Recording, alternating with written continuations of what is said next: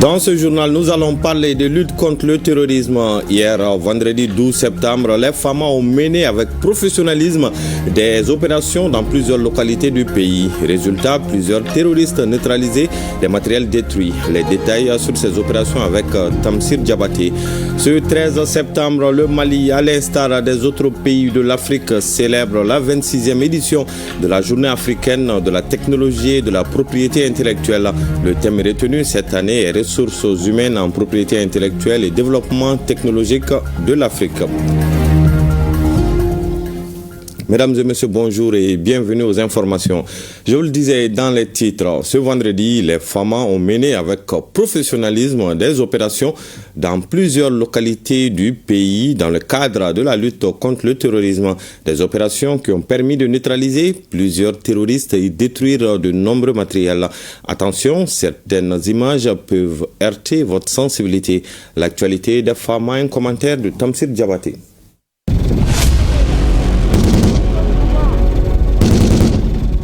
Face au terrorisme, le temps est une arme. Et chaque seconde gagnée par les FAMA est une défaite pour l'ennemi. Et celle arrachée au doute est une munition de plus dans le chargeur de la victoire. C'est avec cette détermination que les forces armées maliennes mènent l'offensive, sans relâche, de jour comme de nuit. Sur le terrain, l'hésitation n'a pas sa place. Seule la volonté d'en découdre guide les pas de ceux qui défendent la souveraineté au prix de leur sang. Oui, des opérations aéroportées et terrestres sont menées sur l'ensemble du territoire national, dans le seul but de sécuriser les populations et leurs biens. Ce vendredi 12 septembre 2025, une journée marquée du saut de la puissance aérienne pour les forces armées maliennes. Les théâtres d'opération de la zone de défense numéro 4 ont vibré sous les échos assourdissants de plusieurs frappes ciblées. Des positions des ennemis démantelées dans des zones rurales stratégiques. À 5 km au nord-est du village de Doubala, une première bombe s'abat sur une position marquant le début d'une série de descentes aux enfers des terroristes. Quelques instants plus tard, Tanguy est visé. À son tour, à seulement 1 kilomètre de hameau environnant, une décharge électrique touche un point stratégique, confirmant ainsi la profondeur de l'opération dans le tissu rural du centre du pays. Le second acte de la mission prend pour cible Ngerbé, situé à 5 km à l'est du village de Ndjebougou, avant qu'une autre bombe ne frappe Yéguélé au sud de Koulou-Ndjégué. Des frappes chirurgicales menées avec précision. Ainsi, grâce aux différentes patrouilles des FAMA, les populations vaguent tranquillement à leurs occupations. Le transport suit son cours normal. Nous sommes en Gomakura, localité située entre Nampala et Djabali. Grâce à la promptitude des FAMA, les terroristes ont échoué dans leur dessein funeste en tentant de saboter le pont de Gomakura. Il a été vite réparé par les équipes spécialisées des forces de défense et de sécurité. Ces interventions contribuent à éviter une perturbation des activités des populations au quotidien. Pour parvenir à de tels résultats, la collaboration de la population est plus déterminante. Il s'avère ainsi que la réactivité et la mobilité des FAMA s'inscrivent désormais dans une dynamique de suprématie aérienne sur les zones de conflit.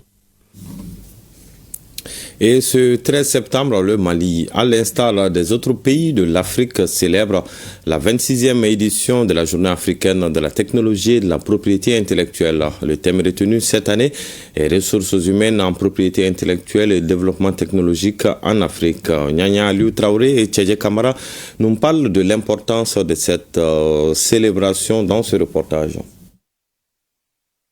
Aujourd'hui, plus que jamais, la défense et la protection de la propriété intellectuelle africaine est le cheval de bataille de l'Organisation africaine de la propriété intellectuelle, OAPI. Pour ce faire, elle s'érige en bouclier des innovations africaines. La célébration de la 26e édition de la Journée africaine de la technologie et de la propriété intellectuelle offre l'occasion à l'organisation de rappeler certains de ses objectifs. Symbole d'unité et de solidarité entre 17 États membres, dont le Mali. L'OAPI a toujours compris que l'investissement dans les compétences est la clé de la souveraineté africaine. Avec son académie de propriété intellectuelle, qui célèbre cette année ses 20 ans, elle a formé des générations de cadres, d'experts et d'innovateurs capables de porter haut l'ambition africaine. Une ambition largement partagée sur le continent, particulièrement au Mali. À travers le ministère de l'Industrie et du Commerce, notre pays est engagé dans de véritables réformes qui mettent l'humain au centre du développement. Une même convergence de vues avec l'organisation qui a justement retenu pour l'édition 2025 le thème suivant. Ressources humaines en propriété intellectuelle et développement technologique de l'Afrique traduit une vérité fondamentale. Aucun développement technologique, aucune prospérité durable, aucune souveraineté économique n'est possible sans des ressources humaines qualifiées, engagées et visionnaires dans le domaine de la propriété intellectuelle. Notre avenir technologique dépendra de la qualité de nos ressources humaines et de notre capacité à valoriser nos créations. Les autorités maliennes s'engagent à mieux soutenir nos inventeurs et innovateurs en investissant dans nos talents. À travers la mise en place de programmes de formation spécialisés, la labellisation des produits phares tels que les mangues du Mali et Mali-Sogo, ou encore le processus d'enregistrement du Bogolan du Mali comme indication géographique protégée, notre pays confirme sa volonté de transformer ses richesses culturelles et économiques en levier de compétitivité internationale. En perspective, le Mali s'engage à adopter une nouvelle stratégie nationale de développement de la propriété intellectuelle sous l'impulsion de son Excellence, le général d'armée Assimi Goïta, président de la transition chef de l'État, pour que chaque acteur économique puisse utiliser la propriété intellectuelle comme un outil de création de valeur et de souveraineté. À noter que la célébration de ce 13 septembre coïncide avec le 63e anniversaire de l'OAPI. Autre célébration ce vendredi à Kay et Kita, celle de la journée internationale de l'alphabétisation. Elle se tient sous le thème l'alphabétisation numérique, clé pour un avenir inclusif et durable. Ces journées organisées par les académies d'enseignement des deux régions sont une invite à réfléchir à la manière dont le numérique peut transformer les pratiques éducatives et renforcer l'inclusion sociale. Le point de cette célébration à Kay et Kita avec Kabadjara et Mahamadou Alioubari. Le 8 septembre de chaque année, le monde entier célèbre la Journée internationale de l'alphabétisation. Son origine remonte à la conférence des ministres de l'Éducation nationale des États membres de l'UNESCO, tenue du 3 au 8 septembre 1965 à Téhéran, Iran. L'UNESCO l'a instaurée en 1966 et la première édition a eu lieu le 8 septembre 1967. Le thème de l'édition 2025 est l'alphabétisation numérique, clé pour un avenir inclusif et durable. Pendant la campagne écoulée, l'Académie d'enseignement de Kay disposait de 20 centres d'alphabétisation fonctionnels.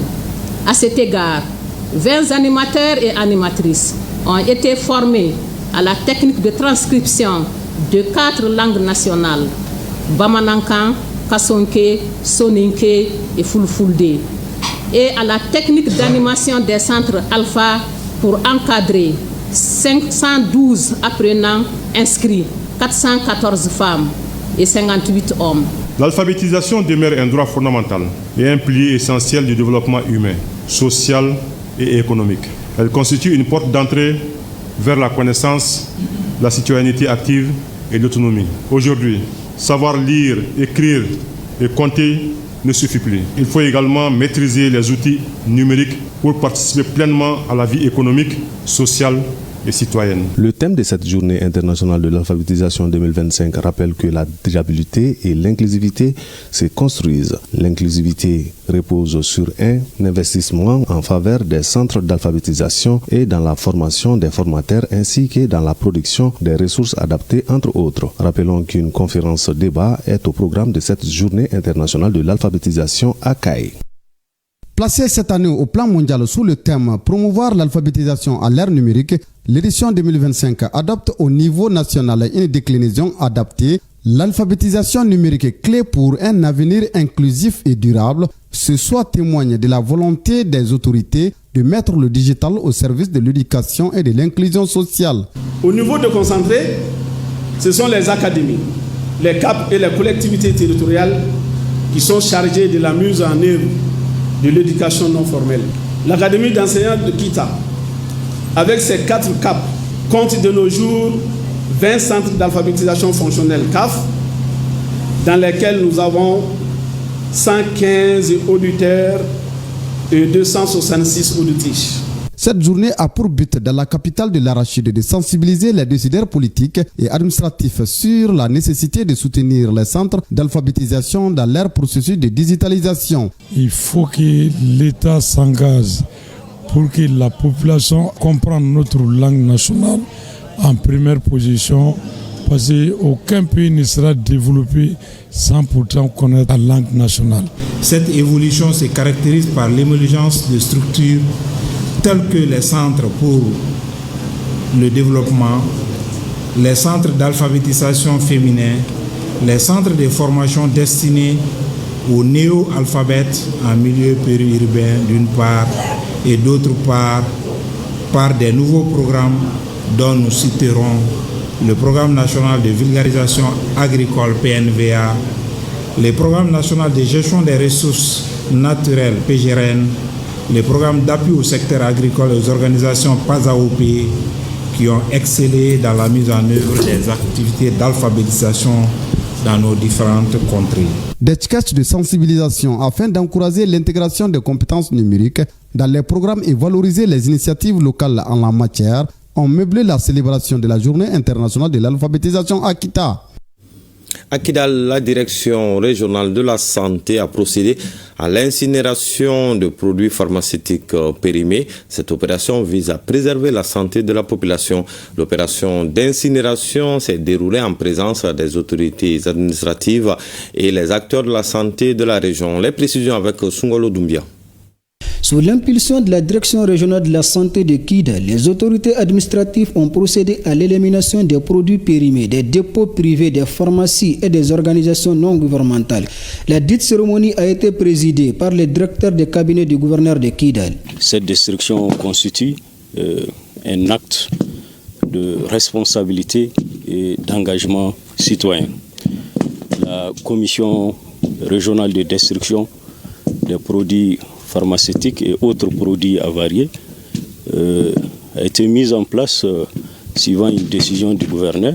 Un message en tout cas fort en direction de l'ensemble des acteurs quant à la rigueur et la transparence dans la gestion des médicaments au niveau de notre région. Rappelons que ces produits sont composés des injections, des sirops, des comprimés, des aliments thérapeutiques et des consommables.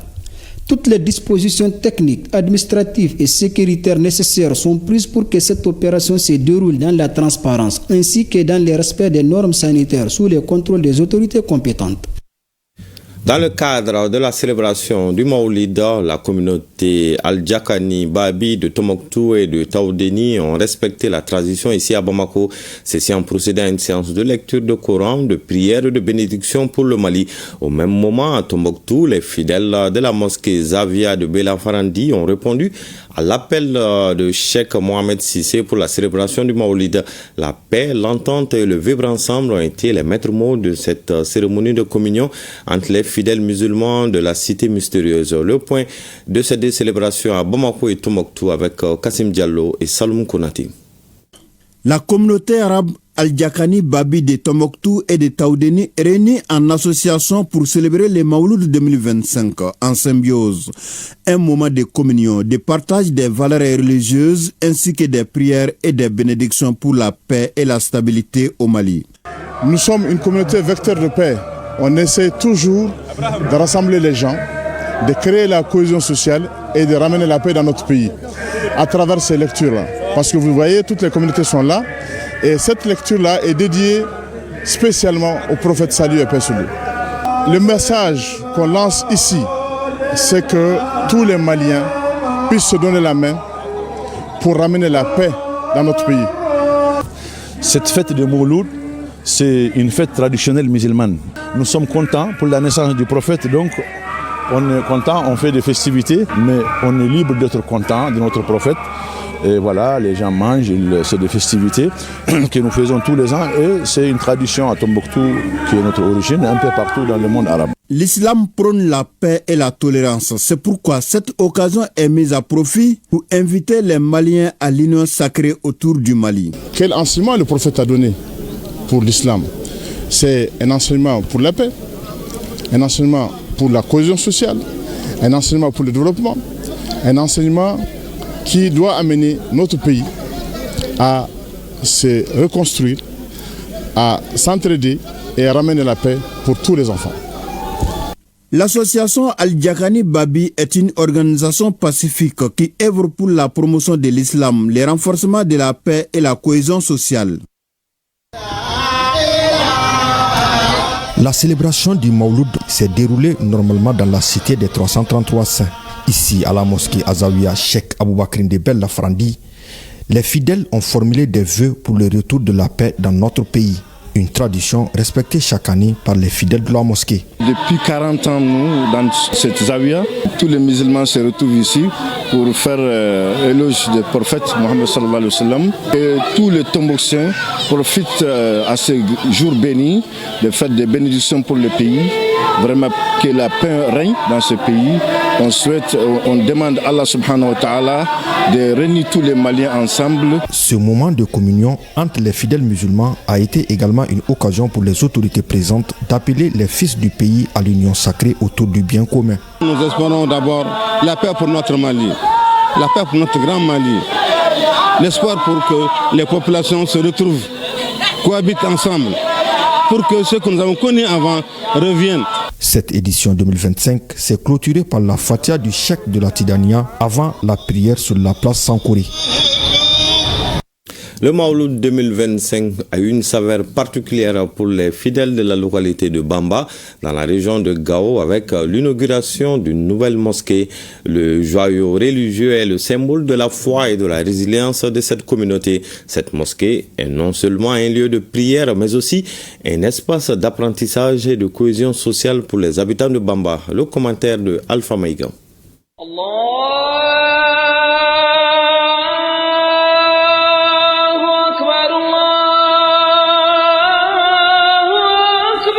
Ce jour, vendredi, la ville de Bamba, ex-cercle de Bourem, a vécu un moment fort avec l'inauguration de sa nouvelle mosquée. La mosquée est l'œuvre de Haroun Mohamed Touré, affectueusement appelé Haroun Bamba, s'impose désormais comme un édifice central de la localité. Construite en dur sur une large superficie, elle comprend un bâtiment principal, des latrines modernes, des fontaines pour les ablutions ainsi qu'un espace éducatif comprenant une école de 3 salles de classe avec une direction administrative. Un château d'eau y a également été installé pour renforcer l'accès à l'eau dans la cour. La communauté a su faire preuve de patience et de détermination. Aujourd'hui, cette mosquée est non seulement un lieu de prière, mais aussi un espace d'apprentissage et de cohésion sociale pour les habitants de Bamba. Un lieu sacré bâti dans l'adversité au service de la foi et du vivre ensemble. Voilà, c'est sur cette bonne nouvelle pour les habitants de Bamba que prend fin ce journal. Merci de l'avoir suivi. À 20h, vous avez rendez-vous avec Khadija Toukone pour la grande édition du soir. En attendant, passez d'excellents moments en compagnie de nos programmes.